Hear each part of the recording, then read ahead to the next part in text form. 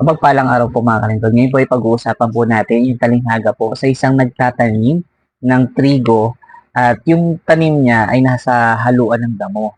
Di ba? Ang pinapatakuyan po doon, nagtatanim po ay ang Diyos. Ang trigo po ay yung mabubuti at yung damo po ay yung masasama.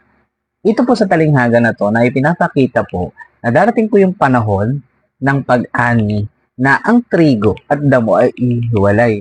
Ang trigo po ay dadaling sa kamalig ng nagtanim. At ang mga damo po ay pagsasamahin at itatapon sa apoy. Isang halimbawa po na pinapakita po ng ating Panginoon at pinapabatid po sa atin ng ating Panginoon na darating po yung panahon na katapusan ng daigdig na magbabalik siya dito at lahat ng mga mabubuti na nampalataya at naniwala sa Kanya ay kukuhain niya.